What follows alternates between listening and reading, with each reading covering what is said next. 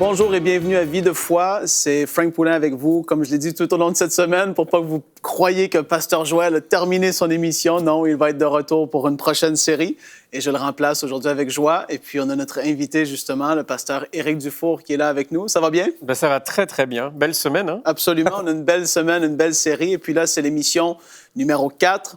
Et c'est l'émission où on va parler de la sexualité de l'homme. Donc, c'est super important pour vous qui êtes là, qui nous suivez, de pouvoir suivre cette émission pour avoir vraiment une vision biblique et aussi pour peut-être déculpabiliser à certains niveaux, en tout cas par rapport à ce qui va être dit et tout ça. Puis c'est un sujet qui n'est pas beaucoup discuté dans la majorité des églises, ça, il faut le dire, et c'est une réalité, c'est là. Et quand on fait des émissions sur la sexualité à EMC TV, on voit que les gens souvent vont dire merci parce que c'est quelque chose qu'on ne parle pas à mon église locale. Et donc là, l'importance d'en parler. Et puis on a, entre guillemets, des professionnels dans le domaine, parce que le pasteur Éric et sa femme Rachel sont des counselors de couple dans le ministère principalement. C'est vrai. Mais évidemment, la sexualité, on ne se le cachera pas, c'est le sujet de tellement de disputes, de querelles, de divorces et de toutes sortes de choses. C'est parce que ce n'est pas suffisamment adressé et puis ils en parlent ouvertement et librement.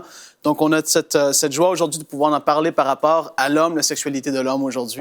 Et puis, sans plus tarder, je vous laisse la parole pour pouvoir poursuivre l'émission. Merci, Franck. Ça me fait très plaisir d'être encore là avec toi pour pouvoir avancer sur ce sujet tellement important. Quand on demande aux hommes s'ils sont intéressés par la sexualité, en général, on n'a pas de réponse négative ou pas beaucoup, quoi. C'est vrai que c'est super important et on a coutume de dire avec Rachel qu'en fait, l'Église devrait être l'endroit non pas où on en parle le plus, mais où on en parle le mieux. Parce que un fait qui est très important, la sexualité, c'est une création divine. C'est Dieu qui l'a inventée, c'est Dieu qui l'a imaginée, qui l'a voulu. Pas seulement pour la conception, évidemment, d'être humain, parce qu'on donne naissance, on donne la vie au travers de la sexualité, mais aussi parce que c'est ce qui fait qu'un homme et une femme mariés ensemble deviennent un au niveau de l'âme, de l'esprit et du corps. C'est très puissant. Et la sexualité, c'est d'abord quelque chose de spirituel, ensuite quelque chose d'émotionnel, et nos corps sont le véhicule de cela, qui nous permettent d'être un, vraiment. Et dans toute la Bible, de l'Ancien Testament au Nouveau Testament, on voit que Dieu parle de sa relation avec son peuple élu comme une relation de mariage. Absolument. Et on est l'épouse. Oui. Et alors, on l'a déjà dit, c'est vrai que ça fait drôle aux hommes quand on dit « tu es l'épouse de Christ » et on s'y voit pas trop. Une fois, on a trouvé sur Internet l'image d'un homme en robe de mariée blanche avec une barbe et qui se sent coincé dedans. C'est comme ça que des fois les hommes se sentent quand on leur dit « tu es l'épouse de Christ ». Mais on va être mariés aux noces de l'agneau avec Christ pour l'éternité. Et donc, il n'y a rien de plus élevé que ce symbole du mariage. Et on se marie parce qu'aussi, on veut avoir des relations intimes et sexuelles avec notre conjoint. Et pour les hommes, c'est un sujet super important. Hormonalement, les hommes ont un cycle de 3 jours. Alors, les femmes ont un cycle de 28, mais nous de 3. C'est beaucoup plus court. C'est vite. Et les hommes qui écoutent disent « Ah oui, je comprends ça. » Amen. Et ce n'est pas un piège, en fait. Si on pense beaucoup à la sexualité, c'est parce qu'on en a besoin. On a sans être trop technique, on a de hauts niveaux de testostérone. La testostérone, c'est ce qui fait que les hommes vivent moins longtemps que les femmes. On a beaucoup de tension dans le corps. Et un des moyens de relâcher cette tension, c'est d'être intime avec son épouse. Et ça nous permet aussi d'être proche spirituellement, de la protéger et d'être protégé par notre épouse. Ça permet d'être proche émotionnellement. Et puis nos deux corps, au niveau biologique, font un. Quand on fait l'amour régulièrement, on est un, vraiment. On a les mêmes poules de bactéries, on échange toutes sortes de choses. Je vais arrêter là les détails. Amen. Mais, non, mais c'est important. Oui, absolument, parce qu'il y a un côté tout à fait naturel qui est là. Et quand je vous entends parler, je me pose la question, est-ce que si Dieu ne nous aurait pas créés comme ça, est-ce que l'homme n'aurait pas tendance à vouloir être seul, faire ses choses? Comprenez-vous ce que je veux dire? On est bien, on est dans la nature. Pour d'autres, c'est autre chose. Mais l'homme a un peu ce besoin d'être seul, faire ses choses, être toute seule et tout. Mais ce qui nous ramène, c'est pas juste pour ça, mais je veux dire, c'est quelque chose que Dieu a créé ainsi. Oui, il y a ce désir qui est là pour notre femme, mais ça nous garde proches l'un de l'autre. Et c'est tellement important. Moi, on en a déjà parlé à plusieurs émissions, mais c'est un moment qui est tellement précieux et c'est comme on l'a dit, c'est spirituel. C'est un moment c'est sain. Faire l'amour avec sa femme, c'est très normal et c'est quelque chose que Dieu a voulu. Et puis, faut pas être mal à l'aise par rapport à ça et à ce thème-là. Et c'est pour ça qu'aujourd'hui, on en parle. Puis je suis super content parce que, ouais, comme j'ai dit, ça va apporter, je pense, c'est ça, il va y avoir une compréhension du côté des femmes qui nous suivent. Ils vont dire, c'est pour ça, mon mari. Mais là, déjà là, il y a un cycle de 3 jours. Je comprends quelque chose. Et puis, les maris, 28 jours, on est plus au courant, mais l'inverse, on est moins au courant. Et puis ça, c'est super de le dire et c'est important aussi, naturellement parlant. Et je pense que moi, je crois dans l'existence du diable. Et je crois qu'il est là pour détruire l'humanité et empêcher l'humanité d'accéder à sa destinée éternelle. On est appelé à être l'épouse de Christ, à s'asseoir là où Christ est assis pour l'éternité, à la droite du Père. Il n'y a pas de lieu plus élevé, c'est vraiment notre appel. Et le diable veut détruire l'humanité. Et l'une de ses armes les plus puissantes, c'est la sexualité. Absolument. Il ne l'a pas créée, il la déteste. Et en fait, souvent, on se dit, oui, mais Dieu veut m'empêcher d'avoir du plaisir sexuel et de découvrir. C'est tout l'inverse. Le diable te ment et te trompe et il veut détruire ta vie d'homme au travers d'une sexualité qui se passe en dehors du cadre divin. Et il y a 2 axes. Et le diable n'attaque jamais une cible qui est sans importance pour lui. Donc ça devrait nous amener à la réflexion. Mais si le diable attaque la sexualité et l'homme au travers de la sexualité dans le monde entier, c'est parce que c'est une cible qui est très importante à ses yeux. Et il le fait soit en nous poussant vers une sexualité qui est en dehors du cadre de Dieu, soit si on est plus dans l'Église, en nous faisant croire que c'est un mal nécessaire, que c'est quelque chose de sale, c'est quelque chose d'inférieur et que c'est pas spirituel. Alors c'est tout l'inverse. La sexualité, elle est pure, elle est belle. Et le puritanisme, c'est souvent d'appeler quelque chose de sale alors que Dieu l'a créé pur en rapport à la sexualité. Donc Dieu veut qu'on soit épanoui. Et pour tous les hommes là qui nous écoutent, on devrait, j'entends presque un amen. La sexualité, elle est voulue par Dieu. Vraiment, Dieu veut que tu t'épanouisses avec ton épouse dans la sexualité, mais que tu le fasses dans le cadre que lui, il a établi. Et dans le respect, dans l'honneur de l'un vis-à-vis de l'autre. Absolument. Et c'est de ça qu'on va parler aujourd'hui parce que c'est super important d'avoir ce cadre. Je veux juste ouvrir une parenthèse et la refermer rapidement. Par rapport au diable et la sexualité. Et pour vous, les parents aussi, c'est important parce qu'on traite le sujet de la sexualité aujourd'hui pour les hommes, mais dans les cours à l'école maintenant et à tous les niveaux, le diable veut pervertir cet aspect de la sexualité-là et c'est important pour les parents, vous les parents, d'être ouverts par rapport à vos enfants. Ça, il faut en discuter. Il n'y a pas le choix parce que sinon, le diable va l'utiliser et il va avoir une distorsion. Et par rapport à beaucoup de choses, autant la pornographie et d'autres choses, ça va commencer de plus en plus jeune aujourd'hui. Et puis, avec l'Internet et tout, c'est important d'en parler, d'avoir cette communication. Merci de le dire, Frank, parce que vraiment, il ne faut pas laisser à tous les parents, il ne faut pas laisser ce terrain-là à l'adversaire. Quand l'Église se tait et est muette sur un sujet qui touche 100% de ses membres, en fait, c'est comme si on laissait le diable être le seul enseignant. Et ça, on ne peut pas le faire. Et c'est vraiment le rôle des parents, dès tout petits. On va adapter, évidemment, ce que l'on dit en fonction de l'âge de l'enfant. Absolument, oui. Bien entendu, un enfant n'a surtout pas besoin de savoir les détails de la vie sexuelle. Non, jusqu'à un certain âge. Et on connaît nos enfants aussi. Bien sûr. On sait quand il y a des petites alertes où ils en parlent un peu, où ils voient des choses. Là... Mais parents, c'est à vous d'enseigner la sexualité à vos enfants et ne déléguer cette tâche à personne. Non. Vous êtes ceux que Dieu a qualifiés pour ça. Alors répétez devant un miroir si vous voulez les mots qui vous embarrassent. Pour que vous ne soyez pas embarrassés le jour, il faut le dire à vos enfants, mais ils en ont besoin, ils attendent ça de vous. Et comme tu l'as très justement dit, ne laissez pas ça à l'école, quoi. Parce que ce ne sera pas fait comme vous voudriez que ce soit fait. Non, c'est ça. Et après ça, on se retrouve avec des problèmes et on est fâchés. Mais là, on ferme la parenthèse et on revient sur l'homme. Mais ça en faisait partie. Absolument, c'est super important, oui. On a parlé, la première fois qu'on s'est rencontrés, dans le cadre de cette émission, du fait qu'il y avait une révolution des rapports hommes-femmes. Et cette révolution, elle atteint la chambre conjugale aussi, et du chrétien aussi. Où en fait les femmes, dans le passé, n'avaient pas tellement une voix. Le rapport sexuel, il était pour l'homme. La femme, elle procréait. Et puis en fait, elle n'avait pas vraiment de place pour son propre plaisir. Alors que oui, dans la volonté de Dieu, absolument. C'est les deux. Oui, il y a un livre qui est extrêmement sexuel dans la Bible. On peut le lire à plusieurs niveaux différents, mais on peut mettre des lunettes sexuelles et le lire, c'est le Cantique des Cantiques. Et on voit vraiment que l'homme et la femme mariés ont un désir de satisfaire leur sexualité et d'être heureux dedans. Et Dieu dit amen à cela. Le Saint-Esprit qui vit en nous ne quitte pas la chambre à coucher quand on fait l'amour. Pas du tout, pas du tout. Puisque c'est lui l'inventeur, on peut même lui demander de bénir l'acte sexuel. Alors, des fois, quand j'ai dit cela, il y a des gens qui se sont dit « Oh là là, on va pas... on va pas rentrer la sexualité là-dedans. » Voilà, au secours, si jamais je pense que Dieu... Mais Dieu ne nous quitte jamais. Non, c'est vrai. Le Saint-Esprit ne dit pas « Attendez, je quitte la pièce ». Non. On a besoin de sa présence et on va le glorifier aussi au travers de cela. Et donc, la femme a plus la prétention maintenant de dire, et elle a raison, ben, moi aussi j'ai besoin de rechercher mon plaisir, et ça ne doit pas menacer l'homme, mais au contraire, ça doit nous amener à plus réfléchir à l'acte sexuel pour nous deux, dans une complémentarité. D'ailleurs, encore une fois, sans être trop technique, mais la femme est le seul être entre l'homme et la femme qui ait un organe uniquement dédié au plaisir sexuel. Et cet organe, c'est le clitoris, mais l'homme n'a pas ça. On a des organes qui ont des fonctions doubles, mais c'est bien pour dire que la femme a aussi droit au plaisir sexuel et que ça vient de Dieu. Et que c'est vraiment, les deux doivent faire attention à cela. Et donc, comme tu l'as dit, on doit avoir un dialogue. Quand vous êtes marié, si vous n'avez pas de dialogue sur votre sexualité, si c'est un tabou, il y a un problème. Absolument, oui. Puis ça, on voit que, comme j'ai dit, il y a beaucoup de frustration liée à ça. Mais il doit y avoir cette porte qui s'ouvre. Et dans les couples, c'est super important.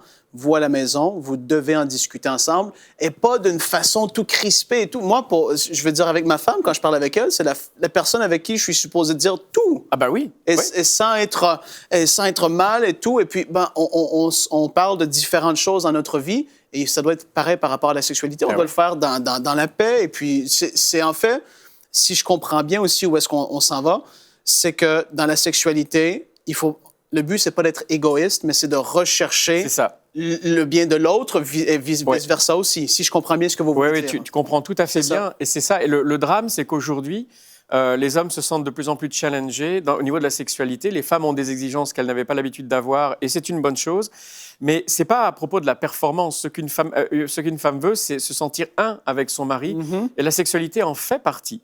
Mais les hommes, à cause de certaines peurs qu'ils ont, se referment sur eux-mêmes et vont en fait chercher une sexualité qui est de moins en moins tournée vers l'autre et vers la communion avec l'autre, mais de plus en plus uniquement tournée sur eux-mêmes. Et pour la satisfaction de plaisir, alors ça peut être personnel, ça peut être l'adultère, où on va utiliser le corps de l'autre comme un objet.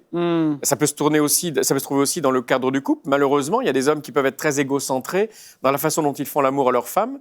Mais il y a une recherche effrénée d'un plaisir pour soi. Et je dirais, la pandémie qui sévit aujourd'hui, c'est la pornographie. La pandémie, ça veut dire que c'est une maladie qui vraiment atteint tout le monde. C'est la drogue, ce qu'ils disent. Même les gens qui ne sont même pas chrétiens ou dans le milieu chrétien, c'est la drogue d'aujourd'hui. Ah oui, complètement. Et on le voit avec la présence des écrans, des iPads, des téléphones portables, etc. Eh bien, maintenant, l'âge est tombé de 11 ans avant à la première exposition jusqu'à 7 ans, de plus en plus maintenant aujourd'hui. De plus en plus tôt, les jeunes hommes sont infectés par cette maladie de la pornographie, où en fait, en un clic, et on est submergé d'images qui sont ultra-violentes, qui ne respectent pas le corps de la femme. La femme est réifiée ou objectisée, c'est-à-dire qu'on ne la voit que comme un corps fait pour satisfaire les besoins de l'homme, mais on ne la voit plus comme un être humain. Donc c'est catastrophique, puisqu'on la considère comme un objet, non plus comme un être avec une âme, avec un esprit qui cherche une communion. Et puis, les hommes sont victimes de ça parce qu'ils brûlent littéralement les parties de leur cerveau, qui sont les parties qui gèrent le plaisir, à tel point qu'aujourd'hui, en anglais, on appelle ça le pied, mais en français, en fait, c'est le désordre érectile induit par la pornographie. Ça veut dire quoi? C'est une maladie nouvelle. Et c'est une maladie qui touche l'homme, mais qui va, par extension, un jour ou l'autre, toucher la femme aussi. Ce sont des jeunes hommes, et il y en a qui ont le courage d'en parler, qui ont une vingtaine d'années, mais qui ont été élevés à la pornographie dès un âge jeune, et qui, en fait, sont incapables, alors excusez-moi pour les auditeurs pour les termes que je vais employer maintenant, mais d'avoir une érection avec leur femme ou avec une personne réelle, parce qu'en fait, les centres du plaisir dans le cerveau sont tellement brûlés qu'ils peuvent en avoir devant un écran d'ordinateur, mais plus avec un être réel. Et pourtant, ce sont des hommes en pleine santé, jeunes, dans la force de l'âge, mais leur cerveau ne fonctionne plus. Parce que le plus grand organe sexuel, c'est notre cerveau. Et c'est notre cerveau qui contrôle tout. Et on a de plus en plus, nous aussi, on voit des cas comme ça d'hommes qui n'arrivent plus à avoir d'érection parce qu'ils ont trop regardé de pornographie, alors qu'on nous vend dans le monde, si vous regardez de la pornographie, vous allez être bon à faire l'amour, vous allez être un champion. C'est un mensonge total. Plus on s'expose à cela, c'est une drogue dure du type de l'héroïne ou de la cocaïne. Oui, ça j'ai entendu, oui. Plus tôt on est exposé, plus long sera le combat dans une vie pour s'en sortir. Donc, si quelqu'un est exposé après 20, 21 ans, il y aura un combat, c'est sûr, mais le combat sera plus simple à gagner que quelqu'un qui était exposé très tôt. Avec la présence des écrans dans la vie de nos enfants, eh bien, malheureusement, ils sont exposés très tôt à la pornographie, avec donc ses conséquences. Et puis aussi des hommes qui, parce qu'ils n'ont pas de communication émotionnelle avec leur femme, S'ils se sentent coupés d'une relation émotionnelle et spirituelle avec leur femme, eh bien le physique ne suit plus. Aussi bizarre que ça puisse paraître, il y a de plus en plus d'hommes qui viennent me voir et avec qui on travaille, qui en fait n'ont plus d'érection. Alors là, non pas à cause de la pornographie, mais parce qu'ils n'ont plus cette connexion émotionnelle avec leur épouse et ils n'ont plus de désir. Ils ont une panne de désir, littéralement, parce qu'en fait, ils ne savent plus où ils en sont. Et ce qu'on leur a vendu dans le monde, eh bien, en fait, est un énorme mensonge. Ah oui. Et on a aussi un cœur. On n'a pas qu'un sexe, les hommes, on a un cœur aussi. Et on a besoin de communiquer émotionnellement. Et souvent, les hommes font semblant de communiquer émotionnellement pour avoir du sexe. Et c'est faux. Et souvent, les femmes elles donnent du sexe pour communiquer émotionnellement. Et ça non plus, c'est pas bon. On a besoin d'arrêter de se mentir, de dire, bon, on a besoin d'être un spirituellement, d'être un émotionnellement. Ouais. Et la sexualité, ce n'est pas une performance, ce n'est pas ce qu'on nous vend sur les écrans. C'est une question de rien d'autre que de spirituel, d'émotion, et nos corps sont le véhicule de cela. Et ça peut s'apprendre. Et le meilleur maître, ce n'est pas la pornographie, c'est le Saint-Esprit. Aussi bizarre que ça puisse paraître. Et pour les gens, parce que là, qu'est-ce qu'on dit là?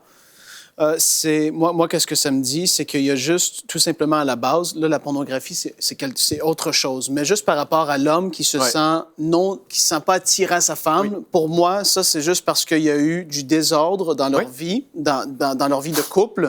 Il n'y a pas eu cet entretien qu'il aurait dû y avoir. Il y a eu comme des mauvaises herbes qui ont poussé et sans faire le ménage. Et puis, ils se retrouvent qu'à être à ce stade-là. Et puis aujourd'hui, tout simplement, voyez la nécessité et l'importance qu'on dit d'entretenir votre vie de couple. On en a parlé dans l'émission de hier aussi, de avant-hier, de se responsabiliser en tant qu'homme et femme. Et il ne faut pas mettre ça de côté parce que ça va créer des frustrations et vraiment, ça brise et ça détruit des couples parce que vous l'avez vu dans votre vie avec votre femme, j'imagine, beaucoup de personnes. Et là, pour des gens qui sont pris dans des situations par rapport à la pornographie et tout ça, évidemment, comme on l'a souvent dit, moi-même, j'ai vu des jeunes hommes être vraiment libérés de certaines addictions par la puissance de Dieu, vraiment. Oui, ça existe. Et il y en a d'autres que, pour X raisons, ça a été plus long. Est-ce qu'il y a des conseils par rapport pastoraux que vous pouvez donner peut-être à ces personnes? Absolument. Le premier conseil, c'est de reconnaître. Déjà, c'est 50% du travail qui est accompli. Reconnaître qu'on a un problème et arrêter de s'en cacher. On parlait hier du fait d'avoir des groupes d'hommes dans l'Église où on peut être vulnérable. Ben, je pense que ce n'est pas un groupe d'hommes où on va se dire « Allez, moi, je suis tombé hier, moi aussi, c'est pas grave. » Non, non. C'est vraiment un groupe où on va prier tous les deux. On va dire... Le but, c'est de s'en sortir. Ben ouais, c'est pas d'avoir de la pitié et de dire « Ah, ben c'est correct. » Le but, c'est de s'en sortir. Parce que ça ne l'est pas correct. Non, pas du tout. Et donc, vraiment, c'est d'avoir des groupes de parole où on peut en parler. On peut dire « J'ai un problème, aidez-moi, les gars. » Et on va prier ensemble. Et combattre seul la pornographie, c'est quasiment voué à l'échec. Donc, c'est important d'en parler. À un moment donné, c'est important que notre femme soit un partenaire de combat à ce niveau-là aussi. C'est difficile, c'est douloureux, mais il faut confesser. Et moi, vraiment, j'encourage, demandez au Saint-Esprit de vous aider, mais il faut confesser quand on a ce problème avec sa femme, parce qu'en fait, notre femme est notre meilleure coéquipière. Et le diable essaie de nous mettre l'un contre l'autre comme des adversaires, alors qu'en fait, on doit combattre tous les deux contre un adversaire qui est à l'extérieur de notre couple. Qui veut détruire. Qui veut détruire de l'intérieur. Mais c'est notre ennemi commun. Et votre femme a le droit d'être en colère contre vous. Elle a le droit. Elle va se sentir trahie et c'est son droit. Mais à un moment, le démarrage, c'est la confession. Et notamment la confession à Dieu, bien sûr, mais à notre compagne aussi, à notre femme aussi. Je veux amplifier un peu ce que vous venez de dire, parce que la parole de Dieu dit de démasquer les œuvres des ténèbres. Et ça, c'est fort. Et bibliquement parlant, c'est ça qu'on est après dire, en fait. Quand on dit d'aller confesser à quelqu'un en qui on a confiance, j'ai eu plusieurs jeunes hommes qui sont venus vers moi dans le passé qui m'ont dit « J'ai un tel problème avec ça, est-ce que tu veux m'aider, prier avec moi? » et ainsi de suite. Quand que la chose ténébreuse est démasquée, elle perd énormément de sa puissance. Et c'est la confession. Quand on dit « Confessez-vous vos péchés les uns aux autres », c'est pas pour s'humilier. Non. C'est parce que le péché qui est dominé va perdre de sa puissance parce que là, elle a été démasquée, elle a été mise à la lumière. Et là, wow, tu sens automatiquement, je sens qu'il y a un poids. Peu importe c'est quoi le péché. Là, on parle aujourd'hui de pornographie et d'autres choses comme ça.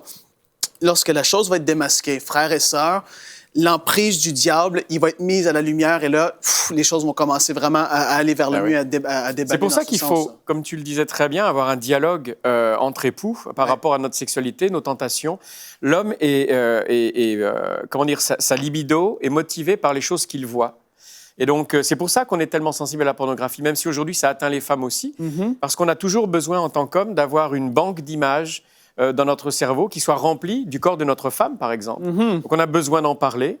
Ça nous protège aussi d'être rempli des images du corps de notre femme, afin de nous protéger de ne pas aller en chercher ailleurs, en fait. D'où l'importance d'avoir un dialogue au travers de cela et que la femme aussi puisse exprimer ses besoins à ce niveau-là à son mari, parce qu'on est chacun responsable du corps de l'autre et de la sexualité de l'autre. Et là, 1 Corinthiens, chapitre 7. Ouais. On en arrive là. Pasteur Eric, là, la Bible dit que le mari rende à sa femme ce qui lui doit et que sa femme agisse de même envers son mari. Verset 4, la femme n'a pas autorité sur son propre corps, mais c'est le mari. Et pareillement, le mari n'a pas autorité sur son propre corps, mais c'est la femme. Ne vous privez point l'un de l'autre, si ce n'est d'un commun accord, pour un temps, afin de vaquer à la prière, puis retourner ensemble, de peur que Satan ne vous tente par votre incontinence. Ce que je trouve merveilleux, c'est qu'on est encouragé à retourner ensemble. Ça veut dire quoi? Pas prendre une tasse de café simplement, c'est retourner ensemble et soyez sexuels tous les deux, parce que c'est spirituel, c'est une protection spirituelle contre le diable, c'est une communion émotionnelle et vos deux corps ont besoin d'être en communion l'un avec l'autre. Et ce que j'aime beaucoup dans 1 Corinthiens 7 au verset 3, c'est que l'homme doit d'abord prendre soin des désirs sexuels de sa femme, ne pas penser qu'à lui, penser à sa femme et aux besoins sexuels qui sont les siens et s'y tenir, puis ensuite laisser sa femme s'occuper de lui. Que le mari rende à sa femme ce qu'il lui doit et que la femme agisse de même envers son mari. J'oserais presque dire que comme le Cantique des Cantiques dans l'Ancien Testament, bien là, on a presque un manuel qui va aider les chrétiens à savoir comment se comporter et quel protocole, quelque part, suivre dans la relation sexuelle. Ma responsabilité d'homme, c'est de prendre soin sexuellement de ma femme et je lui laisse le soin de prendre soin de moi. Ouais. Tout ce que le diable ne veut pas voir arriver. Et si on revient un tout petit peu pour la pornographie, il faut que les hommes, vous ayez un plan de bataille. Parce que c'est un monstre. Plus quelqu'un est attaché par la pornographie, plus ça met une distance entre les conjoints. Et ça nous rend insensibles, ça nous éloigne. C'est comme un fantôme qui s'installe entre nous, dont on ne parle pas. Et en fait, il faut avoir un plan de bataille. Là, pour le premier, c'est pas être seul. Le deuxième, c'est le deuxième point, savoir quelles sont mes préconditions. Quand je suis seul, quand je suis en voyage professionnel, quand je ne vais pas bien dans ma tête. On a tous 3-4 préconditions qui se réunissent avant qu'on chute. Donc, si vous en voyez 2 qui clignotent, sachez que vous êtes en danger. Alors après, il y a le off et le on. Un petit peu d'anglais, mais le off, c'est qu'est-ce que je dois faire pour m'éloigner de la zone de tentation. Si c'est l'ordinateur, je le ferme, je le mets de côté. Moi, ce que je dis quand j'aidais les jeunes adultes, surtout à mon église, je disais, si la tentation vient, cours, fuis, va-t'en loin, va dans un restaurant si c'est trop plus fort que toi, c'est ça, fuis, parce que c'est ça, tôt ou tard, tu viens que quand c'est pas encore dominé, puis que ça veut revenir, c'est ça, on essaie de partir. Donc, il faut y penser avant, parce que c'est pas quand on est tenté que ça va arriver. Qu'on va se dire, ah tiens, il faut que je fasse ça. Non, débranche la télé, appelle ton partenaire de redevabilité, off, éloigne-toi. Mais le on, souvent, c'est un désir qui est légitime d'avoir envie d'un rapport sexuel, surtout quand on se sent pas bien, ou à l'inverse, quand on se sent avec une grande victoire dans notre vie, on va spontanément, un peu trop long à expliquer, mais c'est l'instinct de récompense-réconfort. Quand on a besoin de récompense ou d'un réconfort, bien Dieu veut qu'on soit intime. Et donc, quand on sent le désir est légitime, mais il faut que la réponse y soit aussi. Donc pour les hommes, si vous êtes tout seul, que votre femme n'est pas là, un truc, faites des pompes ou des tractions. Parce qu'en fait, au travers de l'énergie physique, vous allez pouvoir épuiser, quelque part satisfaire l'urgence sexuelle. En plus, vous allez ressembler vraiment à un homme musclé. Travaillez vos épaules et vos pectoraux. Faites 100 pompes, 100 tractions, autant que vous pouvez. S'ils peuvent juste en faire 10, faites-en 10. 10, c'est déjà pas mal. Mais ça va évacuer le danger. Ouais. Il faut répondre. Alors, on peut aussi louer Dieu, chanter, prendre un instrument de musique si vous pouvez. Faire quelque chose qui, en fait, va répondre aux besoins de récompense et réconfort d'une manière qui soit légitime et qui nous évite de tomber dans le péché. Simplement, le off, de s'éloigner, c'est pas suffisant, parce que le désir est toujours là. Le on, c'est je veux y répondre à ce désir, mais ma femme n'est pas autour de moi, je suis en voyage. Comment je peux y répondre, l'apaiser d'une manière saine? Eh bien, ayez un plan de bataille qui intègre cela. Soit vous faites des exercices physiques, vous allez courir ou autre, mais surtout donc les pectoraux et les épaules, c'est très important. Ou bien vous louez Dieu, vous priez Dieu, vous appelez votre partenaire de prière, prenez votre femme et priez tous les deux. Faites-lui participer à ce besoin que vous avez d'elle à ce moment-là, parce que ça l'honore aussi. Et puis, elle a une responsabilité, elle combat avec vous et elle aimera combattre à vos côtés. Ben, c'est ça que j'aime, c'est le travail d'équipe comme ça, mari-femme. Et puis, je veux juste en toucher un tout petit mot, parce que je veux pas non plus que les hommes puissent se dire, ben j'ai une licence, là, dès que j'ai une pulsion ou un envie On n'est pas des espèces de personnes qui n'ont pas de contrôle. La maîtrise de soi, c'est un fruit de l'esprit, et ça, on doit le manifester. Bien sûr. Et c'est vraiment, on n'est pas des machines comme ça, à sexualité et tout ça. Non, on est appelé à avoir une certaine maîtrise de soi, dominer sur certaines choses qui sont là, mais c'est naturel dans le couple, c'est tout à fait naturel, comme j'ai dit, et je le crois. Dieu l'a voulu ainsi, et c'est une bénédiction, c'est un moment fort pour les couples, souvent quand les couples, ça fait longtemps qu'ils n'ont pas eu cette relation ensemble, après, il y a une proximité qui est là, et c'est vraiment, ça crée ça, c'est super important, ça soude le couple. Et ce que tu viens de dire pour la maîtrise de soi, pour les célibataires, par exemple, qui se disent, mais ils sont bien gentils, là. Mais moi, je ne suis pas marié, donc je fais comment? Eh bien oui, la maîtrise de soi, elle est là pour nous aider. On peut, encore une fois, le protocole que je viens d'expliquer, c'est important de le mettre en place. Puis c'est aussi une façon de se contrôler et de ne pas répondre à la pulsion immédiatement, mais de dominer la pulsion. Mais il ne faut pas la supprimer, le désir sexuel, il ne faut pas essayer de l'éteindre, il faut le canaliser. Et les mots sont importants. Je ne veux pas le supprimer, parce que je pourrais le supprimer qu'en fonction de ma force charnelle. L'image, c'est comme si on maintient un ballon sous l'eau. Tant que j'ai de la force physique pour le faire, je le maintiens. Dès l'instant où j'y arrive plus, le ballon va remonter aussi haut que je le poussais en dessous. Donc, placez votre confiance en Dieu, il va vous aider, et canalisez cette énergie physique. Au lieu d'essayer de la supprimer, de la réprimer, vous n'y arriverez pas, elle est en vous, c'est votre nature. Eh bien, utilisez-la d'une façon intelligente, saine et constructive, et qui plaise à Dieu, et qui le glorifie.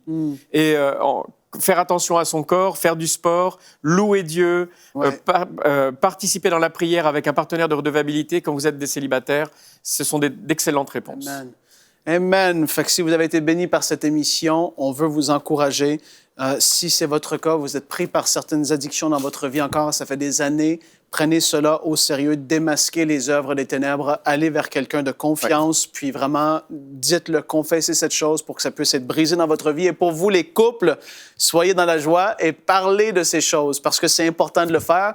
Et comme on le dit, et puis c'est ça, c'est toute une vie qui est devant nous, et on veut pouvoir être épanoui à tous les niveaux, autant le mari que la femme. Et oui, les maris, c'est super important que vous recherchez le plaisir de votre femme, qu'elle soit épanouie à tous les domaines de votre vie, et ça en fait partie aussi, en fait. Donc, vraiment, je suis encouragé par cette émission parce que je crois qu'il y a beaucoup de personnes, il y a des choses, des tabous qui ont tombé, vous avez compris certaines choses, et merci beaucoup, Éric, pour ce temps, en tout cas. Et puis, vous avez aidé beaucoup de personnes, comme je l'ai dit. Et puis, il y a un côté naturel à la vie. Dieu nous a créés comme ça, et c'est normal, comme vous l'avez dit.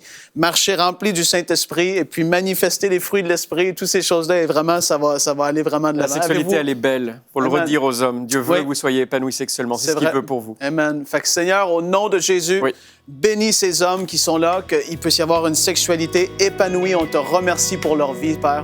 Au nom de Jésus, et d'ici à demain, soyez richement bénis. Amen.